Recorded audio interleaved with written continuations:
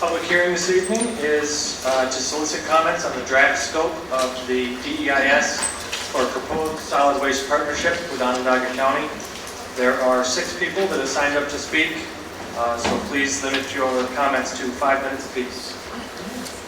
The first person to speak is Ms. Pam Jenkins of Cortland.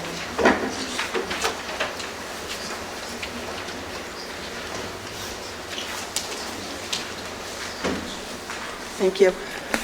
Legislators, the citizens of Cortland have demonstrated near unanimous opposition to the ash dump project, yet you, Mr. Murphy, and Cortland legislators continue to push for the ash dump project. You are making decisions about the ash dump project as if your constituents do not exist. That is insulting. The draft scoping document was released last Thursday, and now you're having a hearing. Obviously, most people in the county haven't had a chance to review it. So really, this hearing should be at the next legislative meeting, as far as I'm concerned. But anyway, I'll start with some comments. I'd like to know, what is the plan in the case of catastrophic failure of the man-made barriers that are proposed? What are the liability and financial limits assigned? What is the plan to replace water once the aquifer becomes polluted? Does Onondaga retain liability for damages caused by the ash, or does Cortland assume all financial liability for damages done by the ash?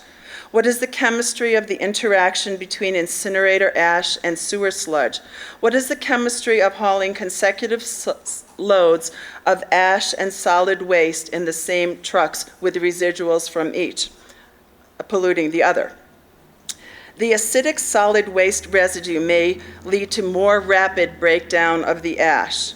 As recently as my FOIL request of March 2014, there was no information about the leachate, on the leachate at the wastewater treatment plant. So no tests had been done. So we're making all these claims that don't worry about it, the wastewater treatment plant can handle it. But in fact, as recently as March 2014, no tests had been done, although claims are made that it's not a problem.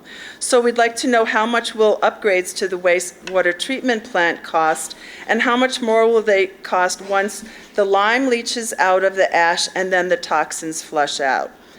Discuss how keeping an aging Okra incinerator burning municipal solid waste is contra to New York State Attorney General Eric Schneiderman's comments concerning incineration, that energy from combusting municipal solid waste is not renewable, and that it is contrary to aspects of the solid waste policy and state climate change policy.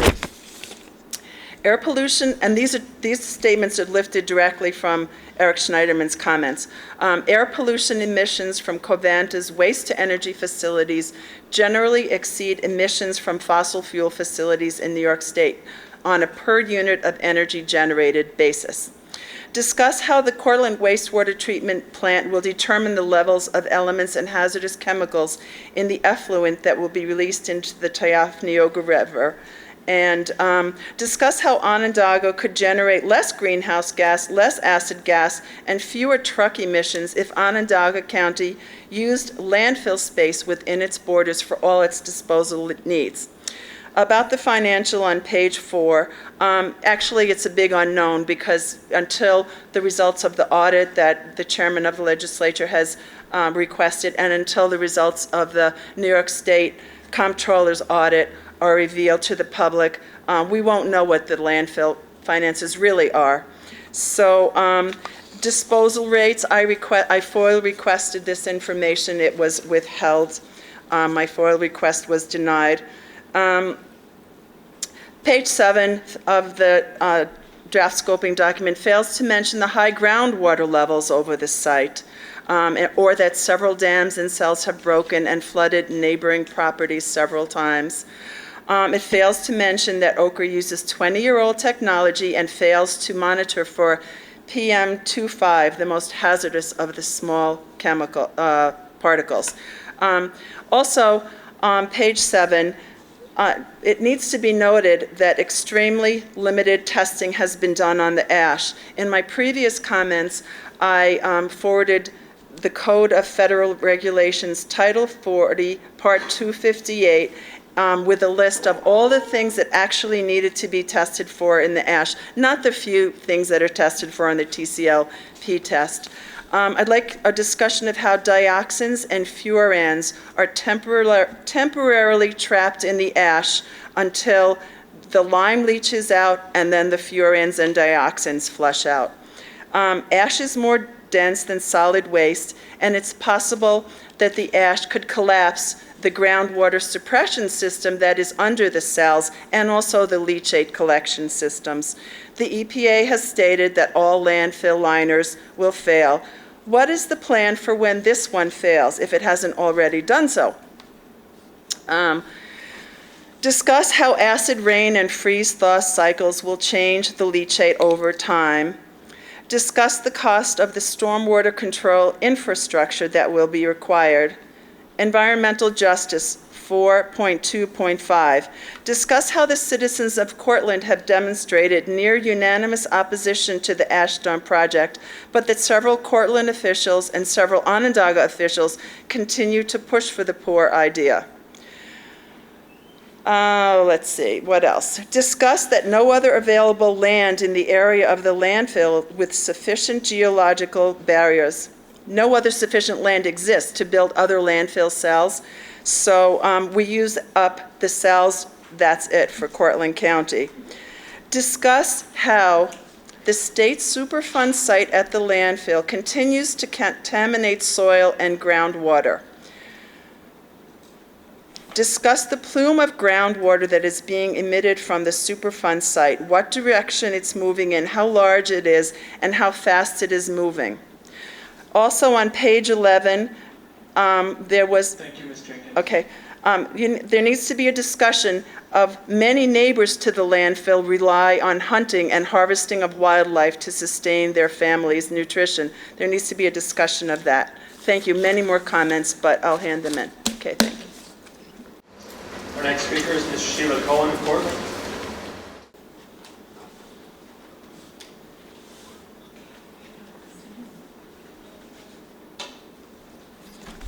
Hello. Before we enter into the partnership proposed in this document that's likely to be more costly to taxpayers and more destructive to the health and safety of residents than what is anticipated, the county should be doing much, much more to promote reduce, recycle, reuse, and rebuy. We need a county waste management department that, along with the recycling center operator, provides more extensive services for waste reduction and recycling than that which currently exists. This department that I'm proposing should be visible at community events across the county. It should help set up composting and recycling at all community events. It should initiate composting of food scraps as well as composting of other materials. It should work with local businesses or organizations to reduce waste, and particularly adopt green purchasing practices.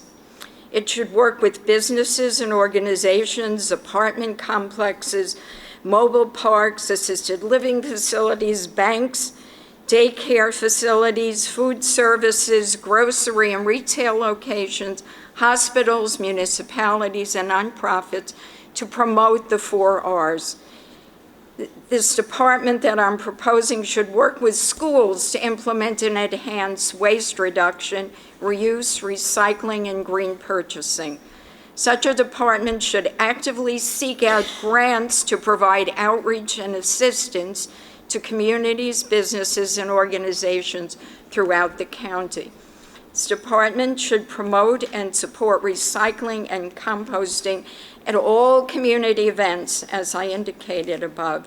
There should be media releases featuring such programs and reminders throughout the events over PA systems. There should be cleanup crews that wear clothing that advertises recycling. These types of programs should be publicized widely in print and other media sources. There are model programs in Tompkins County and Ontario County. You'll find their websites very informative. Cortland County can learn a lot from these other counties that have model programs. This county should do everything possible to avoid such an irresponsible, ill-conceived partnership to exchange 25,000 tons of waste for 90,000 tons of ash per year. Next speakers, Ms. Allison King of McGraw.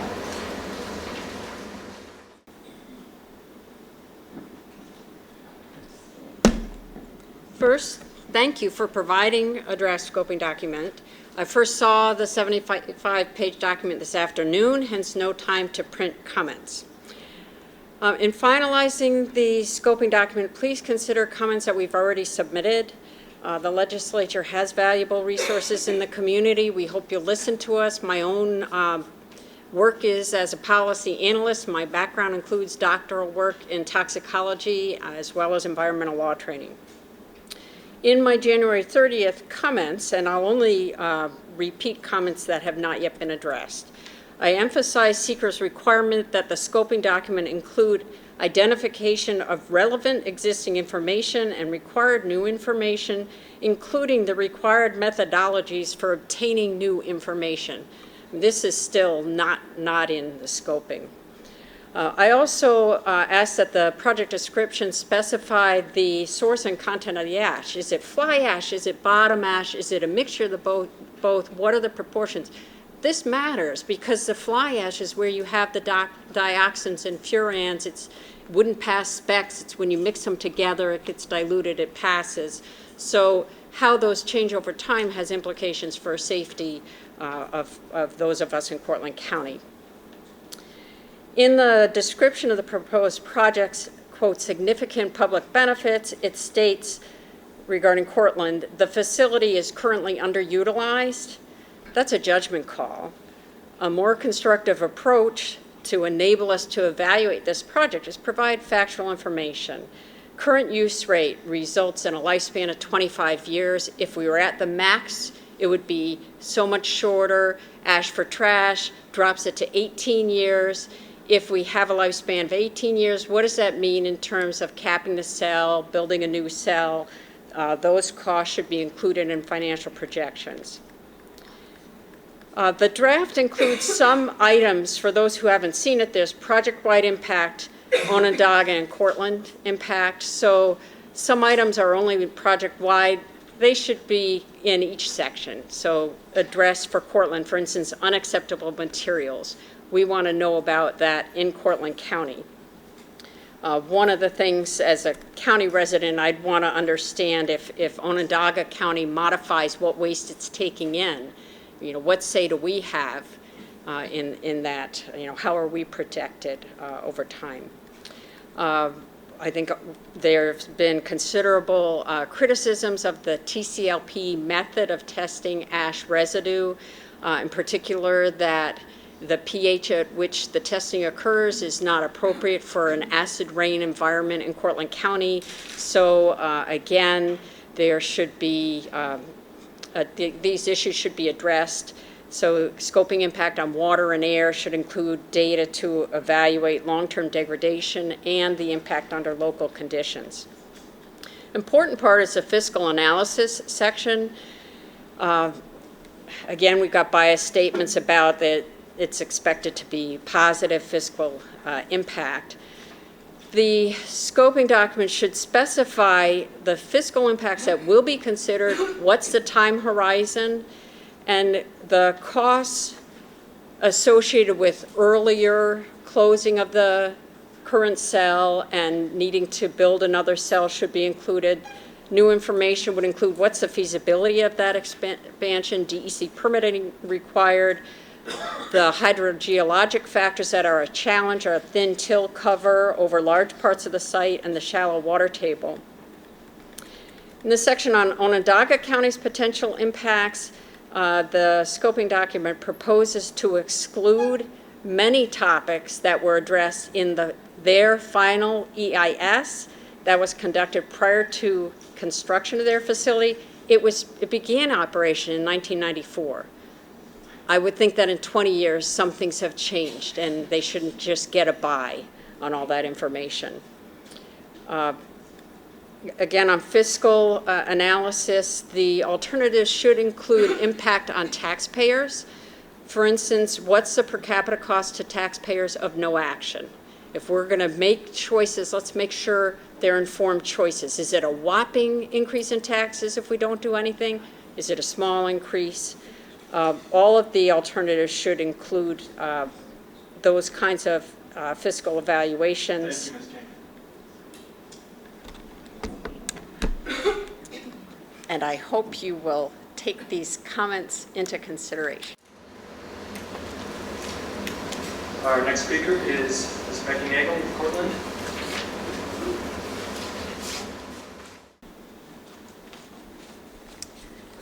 Hello, McConkey is my name.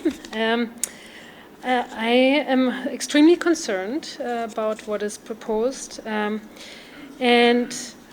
I have a sense from what I've studied that extremely limited testing has been done on the ash, and when truly independent university testing was performed on the ash as requested by Ward Stone and Paul Cornett, the hazards in the incinerator ash were evident in high amounts. So I would like you to really consider that. So when you're saying on page 7 that there won't likely be changes in the ash, I have to be very skeptical about that. That statement and really question the veracity of it. Now, regarding sewer sludge, is there perhaps a conversation of composting sewer sludge? Is that something that should be in a scoping document, right?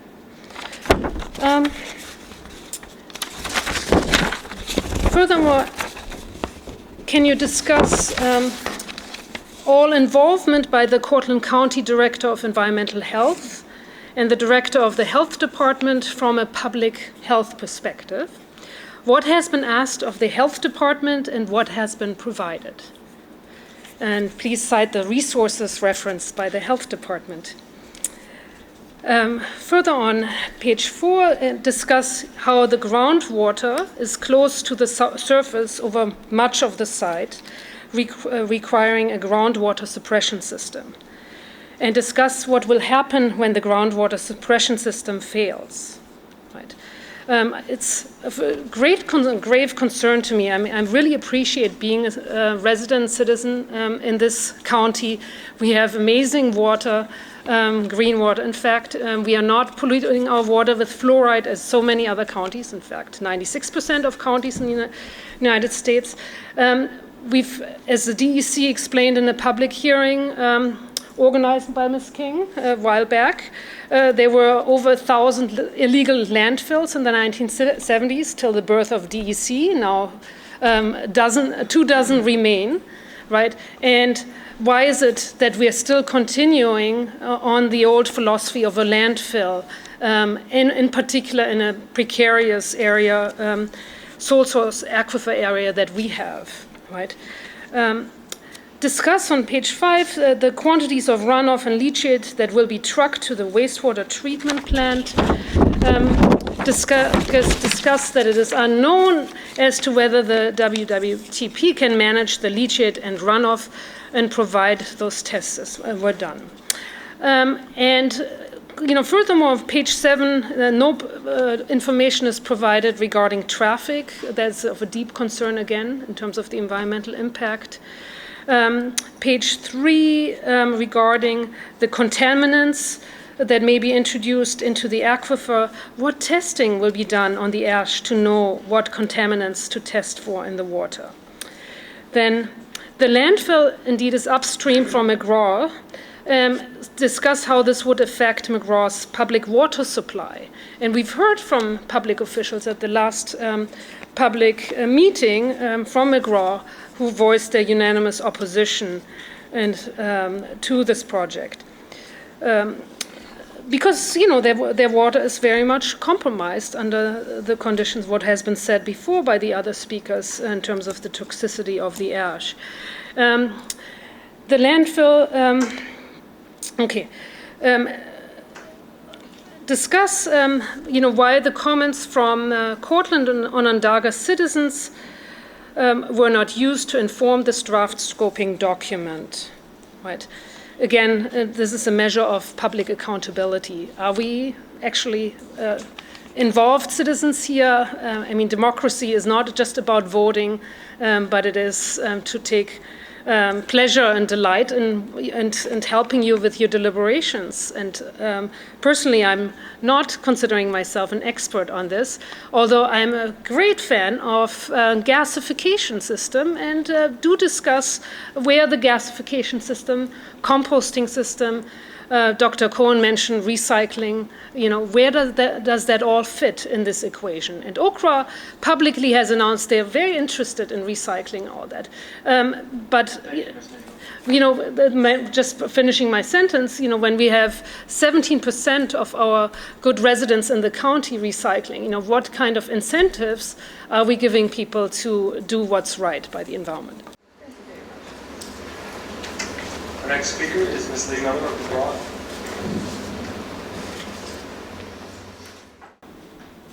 Thank you. I will also be submitting some written comments as well.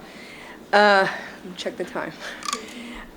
I have about, was it 2 years, maybe 3 years ago, I came to many of you and talked to you about gasification. Really exciting technology, green, non-polluting, will not hurt our aquifer, and will solve the real problem that we have with a landfill on top of a sole source aquifer where the water table is only 1 to 10 feet below ground. At the time, some of you were given some misinformation that this apparatus would cost $100 million. I don't know where that came from. The prices have been falling. There's a lot of companies in competition, and now they cost about $3 or $4 million. With the amount of garbage we have, you can make between $1 and $2 million a year. So one of the things that I would really like this draft scoping document to look at is alternatives in terms of gasification. It's not rational, at least from my eyes, to adopt or even consider an ash for trash deal, which is only going to make, the last figure I heard was $500,000. I don't really know the figure. When you could adopt something that's non-polluting and green and make $1 to $2 million a year. That's a great and exciting project, and do not underestimate what it will do for the county in terms of reputation and tourism. You don't want to be known as the county that got duped into taking somebody else's garbage. You would have, probably, I'm sure you would be winning awards, and it would be a lot like Delaware County, which has received a huge amount of positive publicity from their composting. So I want you to look at gasification. I've got salespeople that can come in and talk to you. I've got engineers. I've got people at Cornell that could come. There's even a model gasifier. So I hope that you call me. I hope you contact me. I hope you allow me to introduce you to these people and set something up. Number two, I didn't see anything in the draft scoping document about tourism. I've got a piece of property that's very historic, and some of you know I've been trying to turn this into a state park. I believe I'll succeed.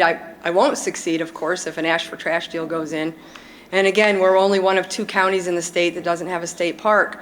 Please don't underestimate the amount of money that we can make for the county as a whole if we had a state park here. And I'm really close. It's not something that's pie in the sky. Again, please come and talk to me. I want to share with you what you've got. You're sitting on a gold mine, and it can be yours. And I'm willing to share the idea and to share the possibilities. And you think the jets are something, and they really are. This can help us take off even higher. It's so positive. Please don't kill it. I would like a better discussion of wind in the document. If TCI was wrong all this time and the wind documents, which we laymen were not allowed to see, didn't really reflect wind, then a fraud was perpetuated on us and embraced by quite a few officials. If TCI was correct, and there really is a lot of wind at this site, what in heaven's name are we doing thinking about putting an ash dump up there? What are you going to do about drift? My farm is adjacent to it and it's organic, and I'm not the only one that's organic. What are you going to do about drift in the windiest spot in the county? Or isn't it the windiest spot, and it's time to know that we were lied to? I've heard the fact that trash is safer. I hope all of you know that furans and dioxins are created by the incineration process, which is a really outmoded process that ought to be trashed once and for all. Ash is also highly soluble, which is why American Indian people in the old days used to burn the forest litter on the floor. That nutrients would immediately enter into the soil and the water. You don't want that. You don't want ash. And it's also very mobile. So you don't want something that could leak out. You've already got a leaking cell. I hope that's talked about. I didn't see that in the draft. My final topic that I wanted to say to please include in the draft is just history and archaeology. We tend to always look, am I out of time? Okay. We tend to always look at what's state registered or what's federally listed. The actual law says that you have to consider anything that's even eligible for listing, not even listed. Now, some of you know that I have now a state historic site, but before I bought the property, it's been a state historic site for it's been a historic site for 5,000 years. It's a 5,000-year-old Indian village. I bought the property in 2003, and suddenly it became a state historic site. But it was always of immense value. It just happened to be that I recognized it and I got it state listed.